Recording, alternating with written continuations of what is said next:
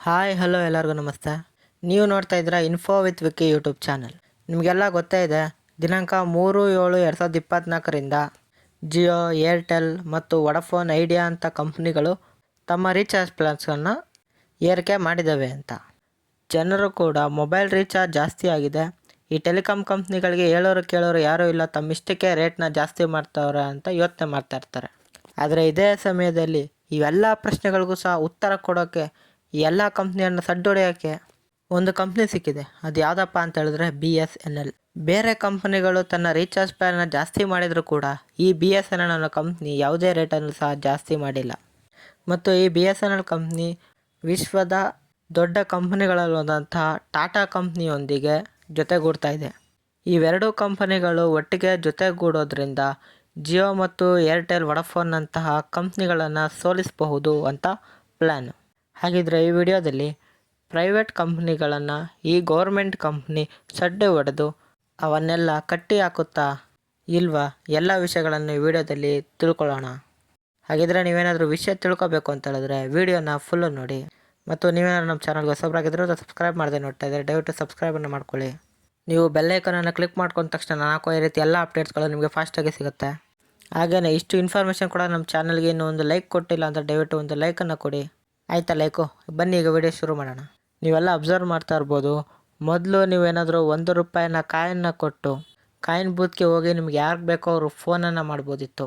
ಮತ್ತು ನಿಮ್ಮ ಹತ್ರ ಏನಾದರೂ ಫೋನ್ ಇದೆ ಅಂತ ಹೇಳಿದ್ರೆ ನೀವು ₹1 ಸಹ ಟಾಕ್ ಟೈಮನ್ನು ಮಾಡಿಸ್ಕೋಬೋದಿತ್ತು. ಆದರೆ ಇದ್ದಕ್ಕಿದ್ದಂತೆ ಜಿಯೋ ಅನ್ನೋಂಥ ಕಂಪನಿ ಬಂದು ಅವರು ಯೂಸ್ ಮಾಡುವಂಥ ಗ್ರಾಹಕರಿಗೆ ಫ್ರೀ ಡಾಟಾ ಮತ್ತು ಅನ್ಲಿಮಿಟೆಡ್ ವಾಯ್ಸ್ ಕಾಲನ್ನು ಫ್ರೀಯಾಗಿ ಕೊಟ್ಟರು. ನಂತರ ನೀವೇನಾದರೂ ನಮ್ಮ ಸರ್ವಿಸಸ್ನ ಯೂಸ್ ಮಾಡಬೇಕು ಅಂತ ಹೇಳಿದರೆ ಪ್ರತಿ ತಿಂಗಳು ಸಹ ರೀಚಾರ್ಜ್ ಮಾಡಿಸ್ಬೇಕು ಅಂತ ಹೇಳಿ ಜನರ ಹತ್ರ ಹಣವನ್ನು ವಸೂಲಿ ಮಾಡ್ತಾಯಿದ್ರು. ಮತ್ತು ನೀವು ಕಾಮನ್ನಾಗಿ ಅಬ್ಸರ್ವ್ ಮಾಡ್ತಾ ಇರ್ಬೋದು, ಮೊದಲೆಲ್ಲ ನೀವು ಒಂದು ಸಲ ರೀಚಾರ್ಜನ್ನು ಮಾಡಿಸ್ತಾಯಿದ್ರೆ 6 ತಿಂಗಳ ಗಂಟನೂ ಸಹ ಇನ್ಕಮಿಂಗ್ ಕರೆಗಳು ಬರ್ತಿತ್ತು. ಆದರೆ ಈಗ ನೀವೇನಾದರೂ 1 ತಿಂಗಳು ರೀಚಾರ್ಜನ್ನು ಮಾಡಿಸ್ತೀರಾ ಅಂತ ಹೇಳಿದ್ರೆ ವಿತಿನ್ 1 ವೀಕ್ ಒಳಗಡೆ ನಿಮಗೆ ಇನ್ಕಮಿಂಗ್ ಕಾಲ್ಸ್ ಅನ್ನೋದು ಕಟ್ ಆಗುತ್ತೆ ಏರ್ಟೆಲ್ ಕಂಪ್ನಿ ಕಡೆಯಿಂದ. ಮತ್ತು BSNLನ ಹೊರತುಪಡಿಸಿ ಇನ್ನು ಬೇರೆ ಸಿಮ್ಗಳೆಲ್ಲ ರೀಚಾರ್ಜ್ ಅಮೌಂಟನ್ನು ಜಾಸ್ತಿ ಮಾಡಿದರು. ಅದರಲ್ಲಿ ಎಲ್ಲ ಸಹ 27% ಅಮೌಂಟನ್ನು ಜಾಸ್ತಿ ಮಾಡಿದ್ದಾರೆ. ಫಾರ್ ಎಕ್ಸಾಂಪಲ್, ನೀವೇನಾದರೂ ಮೊದಲು ₹100 ರೀಚಾರ್ಜನ್ನು ಮಾಡಿಸ್ತಾ ಇದ್ದಾರೆ ಅಂತ ಹೇಳಿದ್ರೆ ಈಗ ₹127 ನೀವು ಕಟ್ಟಬೇಕಾಗತ್ತೆ. ಆ ರೀತಿಯಾಗಿ ರೀಚಾರ್ಜ್ ಪ್ಲಾನ್ಸನ್ನು ಜಾಸ್ತಿ ಮಾಡಿದ್ದಾರೆ. ಅವರ ಪ್ರಕಾರ ಈ ರೀಚಾರ್ಜ್ಗಳನ್ನ ಯಾಕೆ ಜಾಸ್ತಿ ಮಾಡಿದಾರಪ್ಪ ಅಂತ ಹೇಳಿದ್ರೆ 5Gಗೋಸ್ಕರ ಯಾಕಪ್ಪ ಅಂತ ಹೇಳಿದ್ರೆ 5G ಸ್ಪೆಕ್ಟ್ರಮ್ ಇರುವಂಥದ್ದು, ಇದನ್ನು ಹಾಕ್ಸೋಕ್ಕೆ ಬೇಕಾಗಿರುವಂಥದ್ದು ಬರೋಬ್ಬರಿ 1,50,000 ಕೋಟಿ. ಹಾಗಾಗಿ ಇವನ್ನೆಲ್ಲನೂ ಸಹ ಗ್ರಾಹಕರಿಂದ ವಸೂಲಿ ಮಾಡಿ ಆ 5G ಸ್ಪೆಕ್ಟ್ರಮ್ಗೆ ಖರೀದಿಯನ್ನು ಮಾಡ್ಬೋದು ಅಂತ ಪ್ಲ್ಯಾನ್.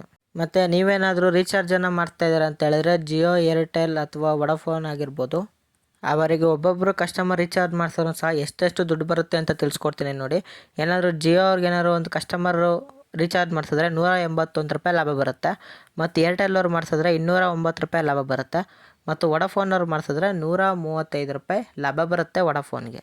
ಈ ರೀತಿಯಾಗಿ ಒಬ್ಬೊಂದು ಕಸ್ಟಮರು ಸಹ ರೀಚಾರ್ಜ್ ಮಾಡಿಸಿದ್ರೆ ಅವರಿಗೆ ಅಷ್ಟು ಲಾಭ ಅನ್ನುವಂಥದ್ದು ಕಂಪನಿಗಳಿಗೆ ಸಿಗುತ್ತೆ. ಹಾಗಾಗಿ ಎಲ್ಲ ಕಂಪನಿಗಳು ಸಹ ರೀಚಾರ್ಜ್ ರೇಟನ್ನು ಜಾಸ್ತಿ ಮಾಡಿದೆ. ಈ ಜಾಸ್ತಿ ಮಾಡಿರೋ ಪರಿಣಾಮವಾಗಿ ಗ್ರಾಹಕರುಗಳೆಲ್ಲೂ ಸಹ BSNLಗೆ ಲಾಭ ಆಗ್ತಾಯಿದೆ. ಯಾಕೆ ಅಂತ ಹೇಳಿದ್ರೆ ನಿನ್ನೆ ಬರೋಬ್ಬರಿ 1 ಲಕ್ಷಕ್ಕೂ ಹೆಚ್ಚು ಜನ ಬೇರೆ ಸಿಮ್ಗಳಿಂದ BSNLಗೆ ಪೋರ್ಟ್ ಅಂತೂ ಆಗಿದೆ. ಹಾಗಾಗಿ ಈ BSNL ಸಿಮ್ ಅನ್ನುವಂಥದ್ದು ಎಲ್ಲದಕ್ಕೂ ಪರಿಹಾರನ ಕಂಡುಕೊಂಡು ಜಿಯೋ ಮತ್ತು ಏರ್ಟೆಲ್ ಅಂತ ಕಂಪನಿಗಳನ್ನು ಹಿಂದಕ್ಕೆ ತಳ್ಳಬೇಕು ಅಂತ ಪ್ಲ್ಯಾನ್ ಮಾಡ್ಕೊಂಡಿದೆ. ಈ ಪ್ಲ್ಯಾನ್ ಪ್ರಕಾರ ಟಾಟಾ ಕಂಪನಿ ಜೊತೆ ತನ್ನ ವ್ಯವಹಾರನ ಬೆಳೆಸ್ಕೊಂಡು ಇಬ್ಬರೂ ಸಹ ಕಂಬೈನಾಗಿ ಕೆಲಸವನ್ನು ಮಾಡ್ತಾಯಿದ್ದಾರೆ. ಮತ್ತು BSNL ಸಿಮ್ ಅವ್ರಿಗೆ ಏನು ಯೂಸಪ್ಪ ಅಂತ ಹೇಳಿದ್ರೆ ಹಳ್ಳಿಗಳಲ್ಲಿ ಇವರ ಕಸ್ಟಮರ್ಸು ತುಂಬ ಜನ ಇದ್ದಾರೆ ಸಿಟಿಯಲ್ಲಿ ಇರೋದಕ್ಕಿಂತ. ಯಾಕಂತ ಹೇಳಿದ್ರೆ ಸಿಟಿ ಜನ ಆಫರ್ಸು ಅನ್ನುವಂಥ ಇದಕ್ಕೆ ಬೀಳ್ತಾರೆ. ಆದರೆ ಹಳ್ಳಿ ಜನಗಳು ದುಡ್ಡನ್ನು ಉಳಿತಾಯ ಮಾಡಬೇಕು, ಕಡಿಮೆ ದುಡ್ಡಲ್ಲಿ ಖರ್ಚಾಗಬೇಕು ಅನ್ನೋ ರೀತಿಯಲ್ಲಿ ಯೋಚನೆ ಮಾಡೋದ್ರಿಂದ BSNL ಸಿಮ್ಮನ್ನು ಸೆಲೆಕ್ಟ್ ಮಾಡ್ಕೊಂಡಿರ್ತಾರೆ. ಈ BSNL ಅನ್ನುವಂಥದ್ದು ಅಕ್ಟೋಬರ್ 1, 2000ರಲ್ಲಿ ಲಾಂಚ್ ಆಗುತ್ತೆ. ಮತ್ತು ಈ ಕಂಪನಿ 2009ರವರೆಗೂ ಸಹ ಯಾರು ಕಂಪನಿಗಳು ಇದಕ್ಕೆ ಸರಿಸಾಟಿ ಕೊಡುವಂಥವ್ರು ಇರಲಿಲ್ಲ. ನಂತರ ಬೇರೆ ಕಂಪನಿಗಳು ಉದ್ಭವ ಆಗಿ ಇದಕ್ಕೆ ಸರಿಸಾರಿ ಕೊಟ್ಟು ಇದನ್ನು ಹಿಂದಕ್ಕೆ ತಳ್ಳಿದ್ದಾರೆ. ಅದು ಯಾವ ಉದ್ದೇಶಕ್ಕೆ ಅಂತ ಹೇಳಿದ್ರೆ, ಫಾರ್ ಎಕ್ಸಾಂಪಲ್ ಏರ್ಟೆಲ್ ಕಂಪ್ನಿ ಬಂದಿದೆ. ಏರ್ಟೆಲ್ ಕಂಪ್ನಿ ಅನ್ನುವಂಥದ್ದು ನೆಟ್ವರ್ಕ್ ಎಲ್ಲ ಚೆನ್ನಾಗಿ ಸಿಗ್ತಾಯಿತ್ತು, ಆದರೆ BSNL ನೆಟ್ವರ್ಕ್ ಚೆನ್ನಾಗಿ ಸಿಗ್ತಾ ಇರಲಿಲ್ಲ. ಅನ್ನುವಂಥ ಉದ್ದೇಶದಿಂದನೂ ಸಹ ಎಲ್ಲರೂ ಏರ್ಟೆಲ್ ಮತ್ತು ಜಿಯೋ ಕಂಪನಿ ಕಡೆಗೆ ವಾಲಿದ್ದಾರೆ. ಮತ್ತು BSNL ಏನಪ್ಪ ಅಂತ ಹೇಳ್ತಿದೆ ಅಂತ ಹೇಳಿದ್ರೆ 2025 ಎಲ್ಲ ಡಿವೈಸ್ಗೂ ಸಹ 5G ನಾವು ಆಕ್ಟಿವೇಟ್ ಮಾಡ್ತೀವಿ ಅಂತ ತಿಳಿಸಿದೆ. ಈ ಫೀಚರ್ಸ್ ಏನಾದ್ರು ಬಿಡ್ತು ಅಂತ ಹೇಳಿದ್ರೆ ಮುಂದೆ ಎಲ್ಲರೂ ಸಹ ಪೋರ್ಟ್ ಆಗೋದು ಗ್ಯಾರಂಟಿ ಆಗುತ್ತೆ. ಮತ್ತು ಇನ್ನೊಂದು ಮುಖ್ಯವಾಗಿ ಏನಪ್ಪ ಅಂತ ಹೇಳಿದ್ರೆ BSNL ಕೆಲಸ ಮಾಡುವಂಥವರು ಸೆಂಟ್ರಲ್ ಗೌರ್ಮೆಂಟ್ ಎಂಪ್ಲಾಯ್ಗಳಾಗಿರ್ತಾರೆ. ಅವರಿಗೆ ಬೇಕಾದಂಥ ಆಕರ್ಷಕ ಸಂಬಳ ಅನ್ನೋಂಥ ಸಿಗುತ್ತೆ. ಆದರೆ ಇಲ್ಲಿ ಏರ್ಟೆಲ್ ಮತ್ತು ಜಿಯೋ ಕಂಪನಿಗಳಲ್ಲಿ ವರ್ಕ್ ಮಾಡುವಂಥವ್ರಿಗೆ ತುಂಬ ಕಡಿಮೆ ಅಂತ ಸ್ಯಾಲ್ರಿ ಸಿಗುತ್ತೆ. ಹಾಗಾಗಿ ಇಲ್ಲಿ ಕೆಲಸ ಮಾಡೋರೆಲ್ಲರೂ ಸಹ ಭಾಳ ಅಚ್ಚುಕಟ್ಟಾಗಿ ಯಾವುದೇ ಕಸ್ಟಮರ್ಗೂ ಸಹ ತೊಂದರೆ ಆಗೋ ರೀತಿಯಲ್ಲಿ ಮಾಡ್ತಾರೆ. ಮತ್ತು ಈ BSNLಗಿಂತ ಏರ್ಟೆಲ್ ಜಿಯೋ ಯಾಕಾಗಿ ಅಷ್ಟು ಫಾಸ್ಟಾಗಿ ಗ್ರೋ ಆಯಿತು ಅಂತ ಹೇಳಿದ್ರೆ ಈ ಏರ್ಟೆಲ್ ಮತ್ತು ಜಿಯೋಗಳು ಕಸ್ಟಮರ್ ಬೇಡಿಕೆ ಯಾವ್ಯಾವ ರೀತಿ ಇದೆ ಅಂತ ತಿಳ್ಕೊತು ಮತ್ತು ಏನು ಪ್ರಾಬ್ಲಮ್ಗಳಿವೆ ಅವನ್ನೆಲ್ಲನೂ ಸಹ ಸಾಲ್ವ್ ಮಾಡ್ಕೊಂಡು ಬಂದರು. ಅದಕ್ಕಾಗೇ ಅವೆರಡು ಸಹ ರ್ಯಾಪಿಡಾಗಿ ಗ್ರೋ ಆಗೋಕ್ಕೆ ಶುರು ಮಾಡಿ BSNL ಕೆಳಗಡೆ ಹೋಗಿದೆ. ಆದರೆ ಇದೀಗ ಒಂದು ಸುವರ್ಣಾವಕಾಶವಾಗಿ ಬೆಲೆ ಏರಿಕೆ ಮಾಡಿರೋದ್ರಿಂದ BSNLಗೆ ಒಂದು ಭರ್ಜರಿಯಾದಂಥ ಆಫರ್ ಸಿಕ್ಕಿದೆ. ಇದನ್ನು ಸದುಪಯೋಗ ಪಡಿಸ್ಕೋಬೇಕು ಅಂತ ಹೇಳಿ ಟಾಟಾ ಕಂಪ್ನಿ ಜೊತೆ ಬೈಂಡ್ ಆಗಿದ್ದಾರೆ. ಈ ಟಾಟಾ ಕಂಪನಿ 15,000 ಕೋಟಿಯನ್ನು ಹೂಡಿಕೆ ಮಾಡಿ 10,000 ಟವರ್ಗಳನ್ನು ನಿರ್ಮಿಸಿಕೊಡ್ತೀವಿ ಅಂತ ತಿಳಿಸಿದ್ದಾರೆ. ಇದರಿಂದಾಗಿ ಮುಂದೆ BSNL ಗ್ರೋ ಆಗುತ್ತೆ ಅನ್ನುವಂಥ ಚಾನ್ಸಸ್ಗಳು ತುಂಬ ಇವೆ. ನೋಡೋಣ ಇಂಥ ಅವಕಾಶವನ್ನು BSNL ಕಂಪ್ನಿ ಯಾವ ರೀತಿಯಾಗಿ ಯೂಸ್ ಮಾಡ್ಕೊಳ್ಳುತ್ತೆ ಅಂತ. ಈ ವಿಡಿಯೋ ನೋಡಾದ್ಮೇಲೆ ನಿಮಗೆ ಅನ್ನಿಸ್ತು ಅಂತ ಡೈರೆಕ್ಟಾಗಿ ಕಮೆಂಟ್ ಬಾಕ್ಸಲ್ಲಿ ಕಮೆಂಟ್ ಮಾಡಿ. ಮತ್ತು ವಿಡಿಯೋ ಇಷ್ಟ ಆಗಿದೆ ಅಂತಂದರೆ ಒಂದೊಂದು ಲೈಕನ್ನು ಕೊಡಿ. ಹಾಗೂ ಇದೇ ರೀತಿ ಕಂಟೆಂಟ್ಗಳಿಗೆ ನನ್ನ ಚಾನಲ್ನ ಸಬ್ಸ್ಕ್ರೈಬ್ ಆಗೋದನ್ನ ಮರಿಬೇಡಿ. ಸಿಗೋಣ ಮುಂದಿನ ಇನ್ಫಾರ್ಮೇಟಿವ್ ವಿಡಿಯೋದಲ್ಲಿ. ಬಾಯ್.